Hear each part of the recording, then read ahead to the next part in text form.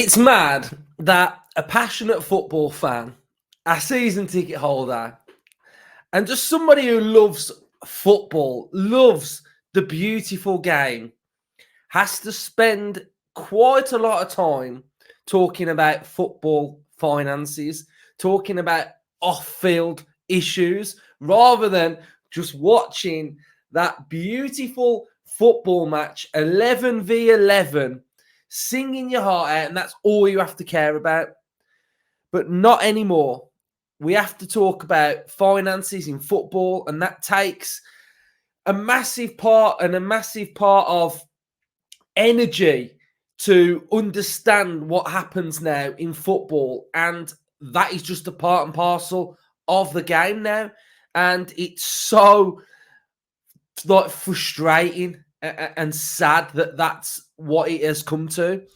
But we are now going to talk about football finances for Aston Villa and some good news, shall we say. Well, potentially good news, but we've got good news to start with. It's expected a separate proposal from Aston Villa to increase the amount of money clubs can lose under PSR rules over a 3-year period from 105 million to 135 million will get the go-ahead. Now, we knew a couple of weeks ago that Aston Villa had proposed this at the next meeting of Premier League stakeholders, and that meeting is going to happen on Friday. So the clubs will have to vote. We'll have to get the 14 votes in favour. But it does look like this proposal from Aston Villa is going to come into fruition now. That's good for Villa, to be fair. It's good for most football clubs because, in layman's terms, in a nutshell, over a 3-year period, clubs are allowed to lose 105 million. Now, Villa are arguing the case that inflation, and since I think it was 2015 that these rules had come in, that inflation, that things have happened financially, that that figure just isn't sustainable anymore. So Villa are saying that that figure should now be at £135 million. So Villa reported losses last calendar year for our financials of 119.6 million. Now, we weren't over that threshold. I think some of those numbers weren't actually football-related matters. They were sort of like off-field over there. We can park it as something else. So that's why we aren't sort of being investigated with PSR. But it's frustrating. It's annoying. It's holding you back.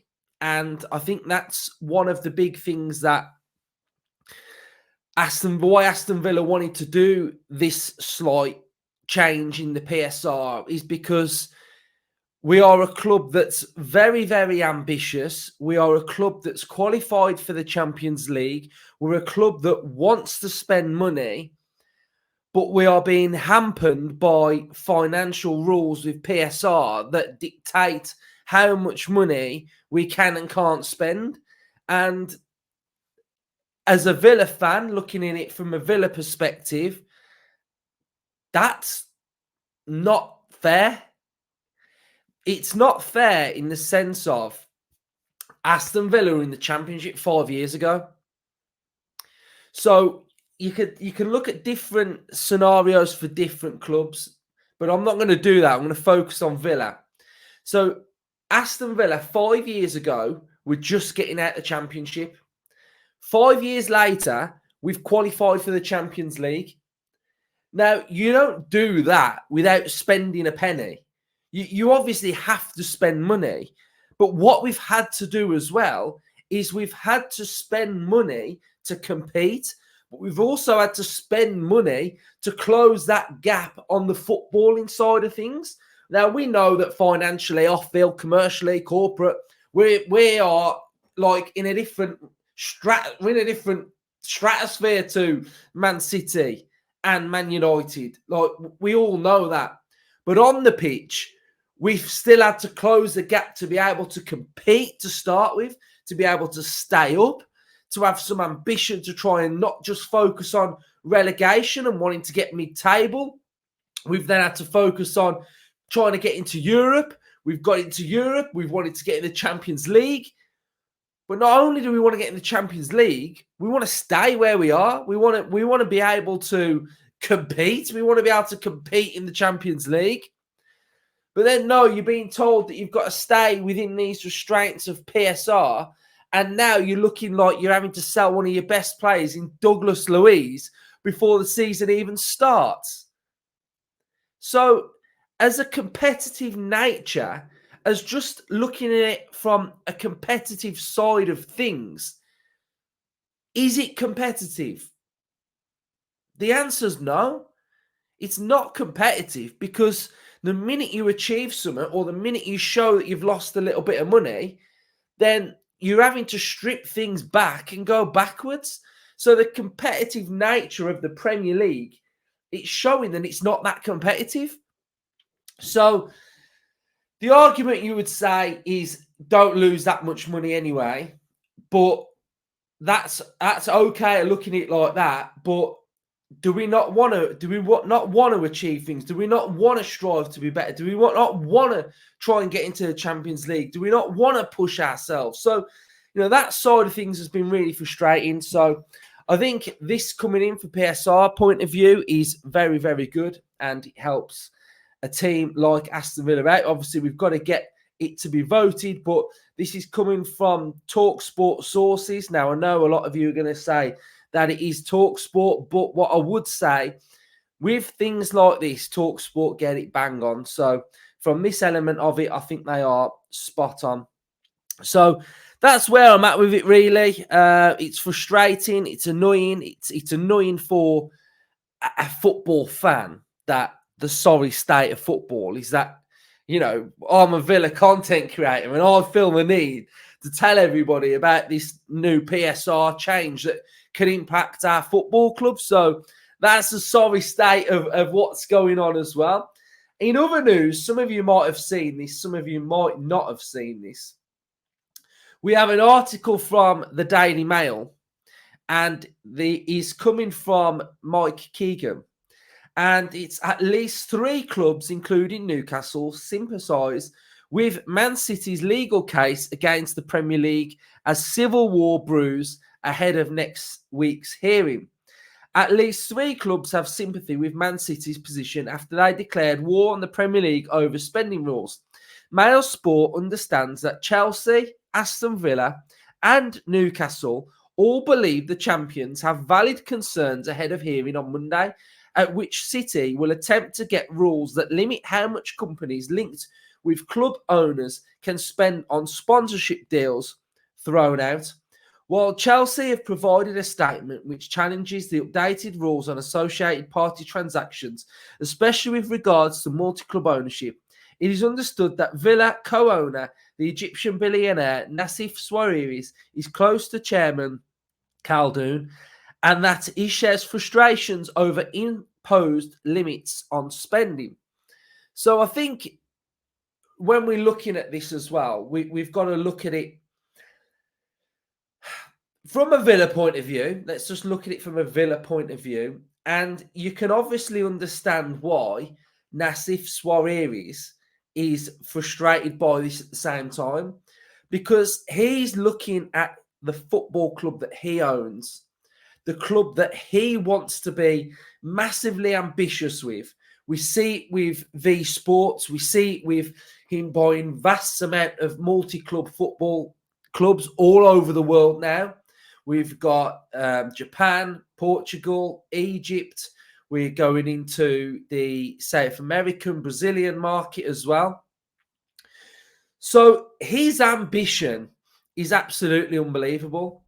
And then you get told what you can and what you can't spend.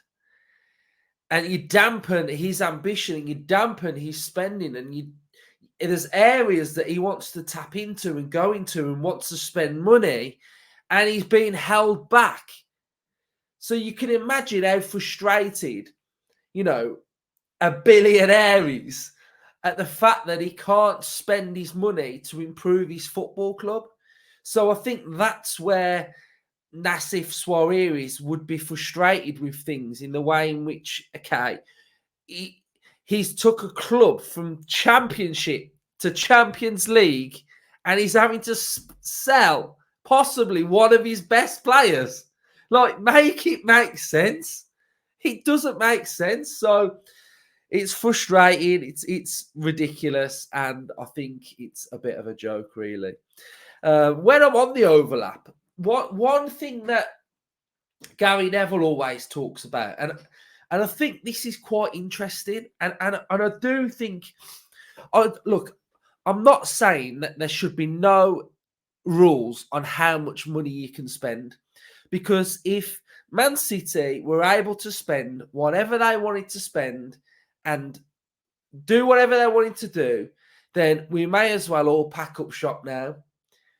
But there's got to be things in place that allow ambition and allow clubs to want to be able to like push boundaries and spend more. And one thing that Gary Neville mentioned about League Two is the fact that all League Two football clubs, before the season starts, have to fill out a business plan. And that business plan gets looked through by, it must be the EFL. And you cannot spend any more money than what you have budgeted for in your business plan. Now, I think that, to me, sounds like quite a good idea. So basically, you plan for that year, you plan for spending, you plan for player sales, you plan for transfer fees, and you're working within your budget. And I think that sounds like a decent plan. Whenever he mentions it, I actually feel like, you know what, it's quite good. So that's what we've spoke about today on today's episode. It's financials, it's boring, it's annoying, it's frustrating. But I just wanted to highlight some of the articles and highlight some of the things that are happening with PSR, because I think it's important that we talk about these things. It's important that we all have a good understanding of where we're at within the window. And I think it is important for us to sort of educate ourselves on what is actually going on, because I see a lot of stuff on social media of this phrase that, like, especially to do with the transfer window, that, you know, we're Champions League now. We should be buying Champions League players. And that phrase, I just find it a bit strange, that phrase, because we already know what Unai Emery can do with players. And we know that Unai Emery, over the course of his whole career, very rarely goes out and splashes like loads and loads of dough on players. That's just not how he works. You could say Pepe at Arsenal, but Unai Emery didn't want Pepe at Arsenal. Unai Emery wanted Zaha. So I think it's very important that we remember that when we're looking at players and potential players that are coming in, that we're going to have had this Monchi scouting network now, this recruitment policy, and we're also going to have Unai Emery's coaching. And the biggest signing Aston Villa have made this summer is Unai Emery signing a contract until 2029. We've already seen what Unai Emery can do with signings. Unai Emery signed Morgan Rogers in January. Middlesbrough fans were laughing at us for signing him, and fans were thinking, why have we signed him? 4.5 months later, he's a Premier League player from a Championship player. Emery called him a Championship player when he came in at training. And in 4.5 months, he's transformed that player into a Premier League player with 3 goals and 1 assist. So that is the way we should be looking at operating, and not just thinking, just because we got Champions League football, oh, we've got to now go and sign like Champions League level players, and every player that comes into the football club is going to be a Champions League player. Unai Emery can make them Champions League players. He can make them high-end Premier League quality players. And I'm not saying that Villa aren't going to sign a big player this season, like a big money signing. Like, we probably will do that, but we're not going to be signing 4 or 5 of them. That's just not how we're operating. So that is why thoughts on the transfer window and my thoughts on PSR and the article about Man City. I'd love to know your thoughts on it all as well. So make sure you are subscribing, comment your thoughts, smash a like. Up the